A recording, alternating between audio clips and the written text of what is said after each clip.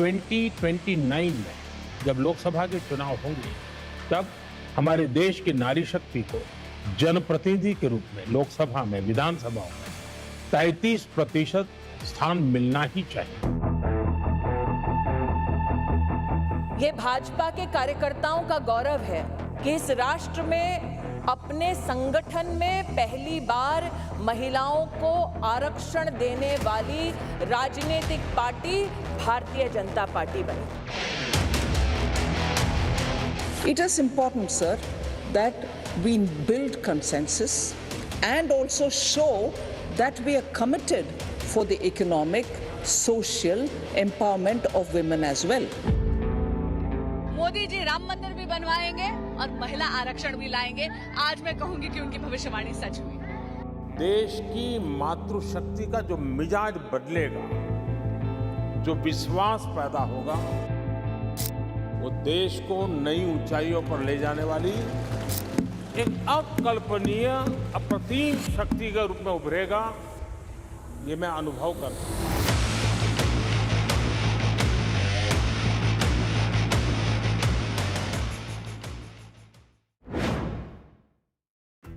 While the United States of America was debating whether a woman could handle the Oval Office, while France had never seen a female head of government, while Britain was still over a decade away from Margaret Thatcher, India had already done it. In 1966, Indira Gandhi became the Prime Minister of India. The world's largest democracy, barely 19 years out of colonial rule, handed the fate of nearly 500 million people to a woman. When Indira Gandhi took office, the American magazine Ladies' Home Journal sent the pioneering feminist Betty Friedan to India to understand how this was possible. Friedan, the woman who had ignited the Western feminist movement by exposing the feminine mystique that trapped American women in suburban domesticity, was left wondering. She wrote that in America, the thought of a woman president was so inconceivable that its very mention is a joke. What Friedan in fact discovered here in India was a socio-cultural maturity that the West lacked. In the United States, the fight for women's rights had been a separate, lonely battle against a male-dominated establishment. But in India, the right to lead was forged in the fire of the independence movement. Indian women did not ask for power at the end of the struggle. They had already earned it in the trenches, in the jails, and on the streets alongside men as equal revolutionaries. While the Western nuclear family model of the 1950s had created a domestic cage for women, India's social structure, rooted in an ancient cultural DNA, saw no contradiction between the feminine and the formidable. Friedan, in fact, realized a cultural truth. While America was a developed economy, it was an underdeveloped society. It lacked the concept of Shakti, the innate Indian understanding that feminine energy is the source of both creation and authority. India hadn't just broken a glass ceiling, it had built a house where that ceiling never existed in the first place. This is why, while the West was still debating a woman's place, India was already following a woman's command. America got its first female vice president in 2021, that is 55 years after India had Indira Gandhi. The BBC named her Woman of the Millennium. She was a woman who commanded the room, and she did it all in a sari. But Indira Gandhi is where the story begins, not where it ends. Since 1963, India has had 18 women chief ministers. Yes, 18 women chief ministers already. The first was Sucheta Kripalani, who took charge of Uttar Pradesh, the most politically complex state of India, on October 2nd, 1963. 3 years before Indira Gandhi became the Prime Minister, a woman was already running the heartland of India. After her came Jayalalitha, who ruled Tamil Nadu across 6 terms, creating welfare schemes and Amma canteens that became a template for every state that followed. Then came Mayawati, a Dalit woman who became Chief Minister of Uttar Pradesh 4 times, turning reservation politics into an electoral force no one could replicate. Sheila Dikshit, who ran Delhi for 15 consecutive years, overseeing the metro and transforming a sprawling capital into a modern global city, is another example. And before all of them, Sarojini Naidu, the Nightingale of India, serving as the first woman governor of India from 1947 to 1949, the year of independence itself. Now, here is the part that really separates India from the rest. It is not just about who sits in the government, it is about who builds the institution, who runs it, who owns it. In America, no major party has ever been permanently led by a woman. In Britain, while women have led the conservatives, the institutional machine often remained a traditionalist bastion. India has been doing something different for decades.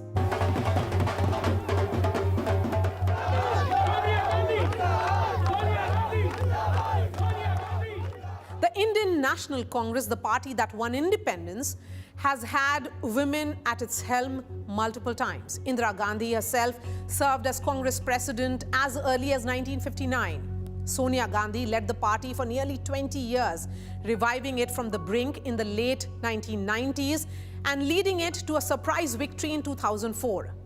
She controlled the ruling alliance for a decade. Yet in a move that baffled the global political elite, she chose not to become the prime minister herself. She held the power without keeping the title. Or should I say, she held the power without needing the title.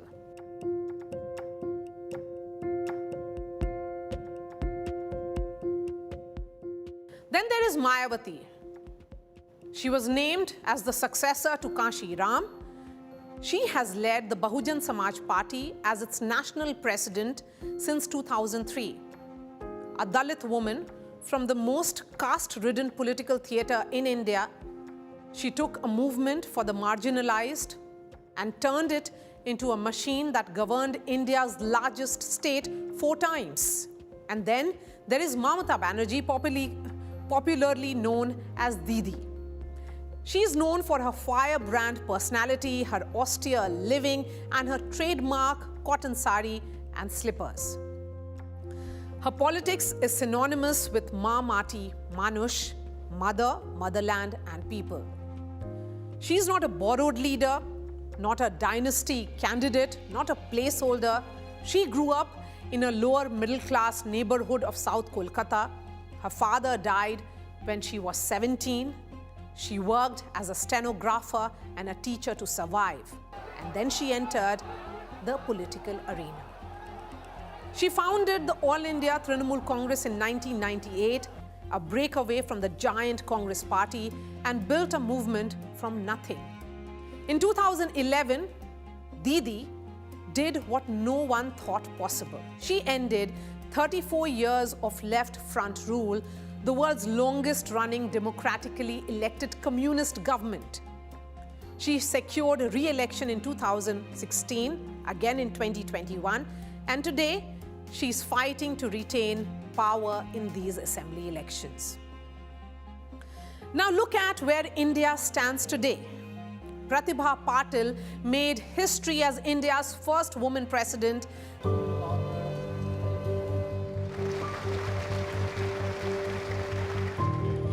मैं द्रौपदी मुर्मू ईश्वर की शपथ लेता हूँ कि ईश्वर की शपथ लेती हूँ कि Then in 2022, India went further. Draupadi Murmu became president, the first person from India's tribal communities to hold the office. Our constitution adopted universal adult franchise right since the inception of the republic and enabled us to usher in numerous silent revolutions in the field of gender justice and protection of life and dignity. We ensured a minimum of 33% reservation for women in local bodies election. What is more, in a pleasant coincidence, solution in our times for gender justice. Born into a Santhal family in remote Orissa, she began her working life as a junior clerk in an irrigation department. From a village to Rashtrapati Bhavan, that is not a symbol, that is a statement. And today, the budget of a nearly $4 trillion economy is presented to Parliament year after year by Nirmala Sitharaman. The evidence of 79 years is unambiguous. In the West, they are still breaking glass ceilings. In India, the ceiling was shattered a long time ago. When given a seat at the table, Indian women don't just sit, they build the table. They build the party, they build the state, and they build the nation. पूरे देश को नारी शक्ति वंदन अधिनियम संसद के दोनों सदनों में और भारी बहुमत से और राज्यसभा में तो सर्वसम्मति से पास होने की बहुत बहुत बधाई देता हूं। Last week, at a massive NDA rally in poll-bound Kerala, Prime Minister Narendra Modi made a renewed public commitment to one of India's most consequential pieces of legislation, that is, the Women's Reservation Bill. He urged all parties, including the Congress and the India bloc members, to support the bill when it comes up for discussion on April 16th, 17th and 18th. Remember, that's a special session of Parliament. And he reiterated that 33% reservation for women in legislatures will become a reality from the 2029 Lok Sabha polls. ये हमारी ही सरकार है जिसने लोकसभा और विधानसभा में महिलाओं को 33% reservation दिया है। जो कानून हमने पारित किया है 33% महिलाओं के लिए 2029 में लोकसभा के चुनाव से इसका लाभ मिलना शुरू हो जाए। 33% बहनें पार्लियामेंट में आकर के बैठे, इसके लिए कानून बनाने की जरूरत है। लोग झूठ फैला रहे हैं कि जनसंख्या कम हो रही है तो सीटें कम हो जाएगी। महिलाओं के लिए जो सीटें होगी वो अतिरिक्त सीटें बढ़ जाए। इतना बड़ा फायदा हमारे दक्षिण भारत के राज्यों को मिले, इसके लिए हम कानून संशोधन के लिए सत्र बुला रहे हैं। To understand why that promise matters, you have to understand how long and difficult the road has been. India elected 74 women to the Lok Sabha in 2024, which was 13.6% of the House. The Inter-Parliamentary Union, that is the IPU, ranked India at 149th in its April 2024 Women in Parliament ranking, with 13.8% women in the lower house.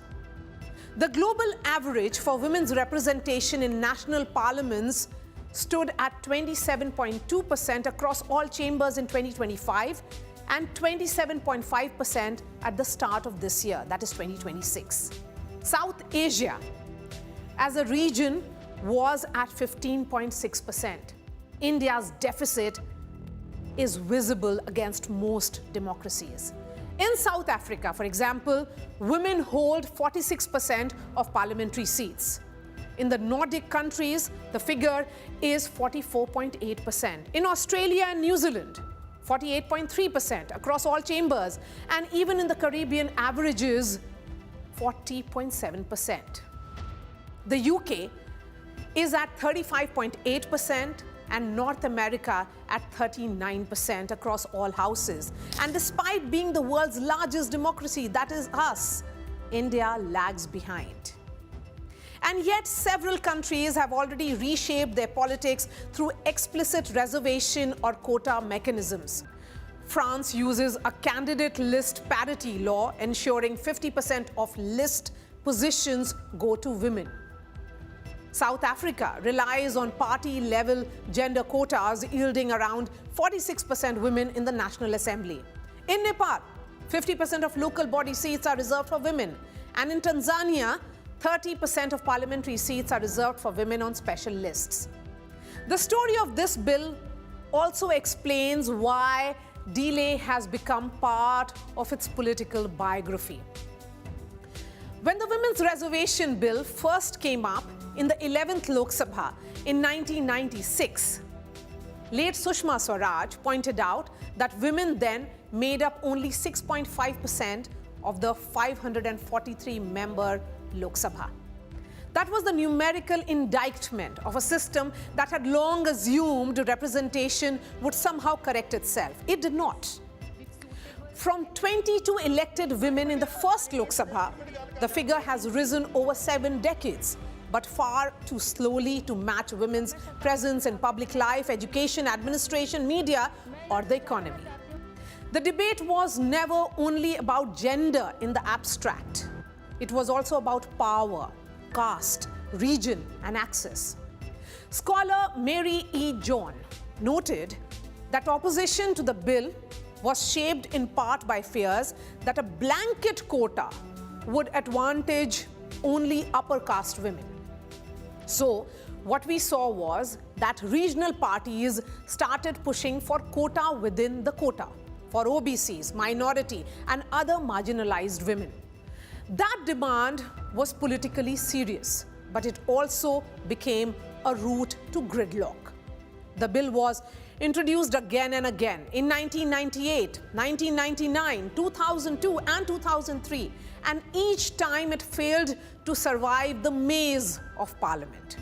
Then came the Rajya Sabha passage in 2010 under Manmohan Singh, a milestone that still fell short because the Lok Sabha never completed the journey. The 2023 passage changed the symbolism. The Lok Sabha passed the Nari, Shakti, Vandan, Abhiyan with 454 votes in favor and 2 against. In fact, the Rajya Sabha passed it unanimously with 214 in favor and none against. Prime Minister Narendra Modi then described it as not merely a legislation but a tribute to the countless women who have made our nation. And he said that the passage ushered in an era of stronger representation and empowerment for the women of India. The most powerful arguments in Parliament came from the women themselves, women MPs, because they collapsed the distance between symbolism and lived reality. Senior Congress leader Sonia Gandhi said, "Any delay would be a gross injustice to Indian women." DMK MP Kanimori pushed back against the culture of ceremonial respect without equality.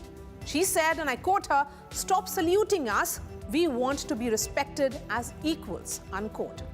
The global feminists offer a sharper language for the same struggle. Virginia Woolf wrote, and I quote her, "A woman must have money and a room of her own if she is to write fiction," unquote. A reminder that equality is always built on material space, not mere praise. India's own grassroots record makes the national lag look even harder to justify. India has roughly 14.5 lakh elected women representatives in Panchayati Raj institutions, which is around 46% of total elected representatives at the local level, and 21 states provide 50% reservation for women in local bodies. That means the pipeline already exists.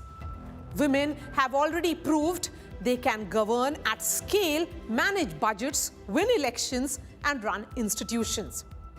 That is what makes April 16th politically significant.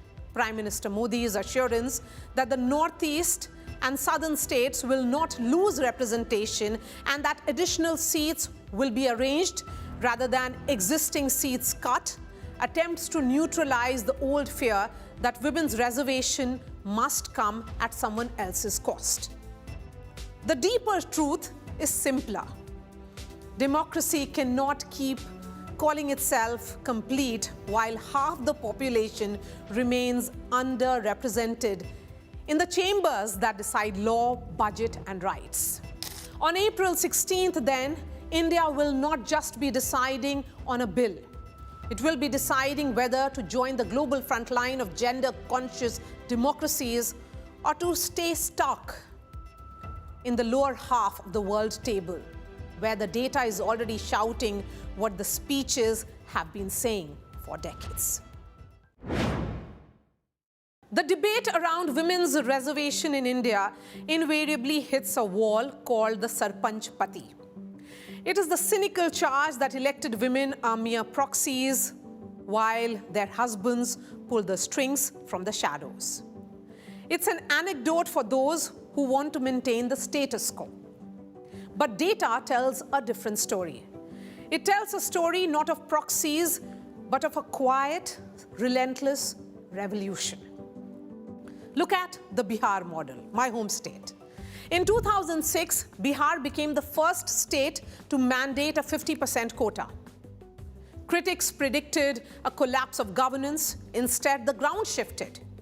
Today, women of Bihar don't just hold the reserved seats, they have marched into the unreserved ones, claiming 54% of the total representation.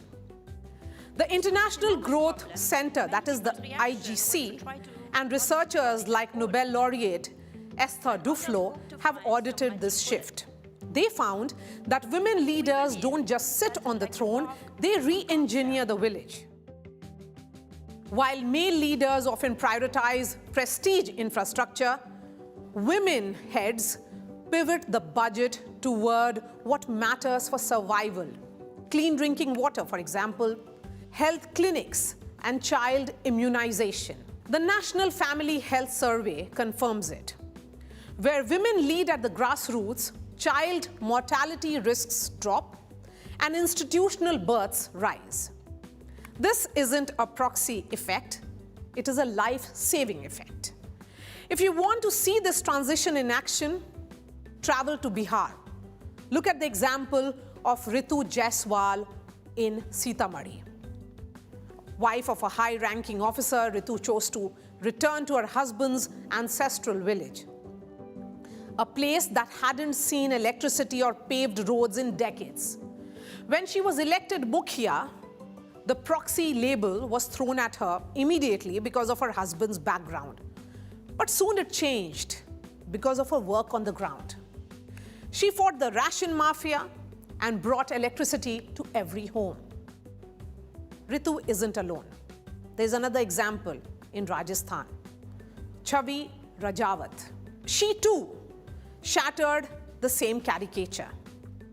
Chhavi, a corporate professional with an MBA, walked away from the boardroom, navigated the bureaucracy to bring the first bank to her village, and she restored dying reservoirs. PARI, which stands for People's Archive of Rural India, says Chhavi and Ritu are the lighthouses for thousands of others. In Haryana and Odisha, women are using their seats to audit liquor shops, fight for school toilets, and demand accountability for every rupee of the Manrega fund. जो सिंहासन पर बैठा है, वही विक्रमादित्य है. The one who occupies the throne is the ruler. The seat itself is a teacher. Studies show that by a woman's second term, the proxy behavior evaporates. She finds her voice, she finds the law. Women today make up 56% of representatives in Uttarakhand and contribute to the 45.6% national average of women in local bodies. We are told we must wait for the census, wait for the delimitation post-2026. But you cannot put a coming soon sign on a mindset shift. The Nari, Shakti, Vandan, Abhiyan is not just a law, it is a confession by the state that the old way is broken. The reservation is the key. But as these women have shown, once the door is open, the woman doesn't just walk in, she takes charge. A fight that spread over decades. Voices raised, silenced, and raised again. From the streets to the Sansad, the demand for equal representation never faded. The Women's Reservation Bill is not just a legislation. It's a long overdue correction of history. But the real change will be measured not in numbers, but in the power women wield. Because when women rise in the parliament, the nation rises with them.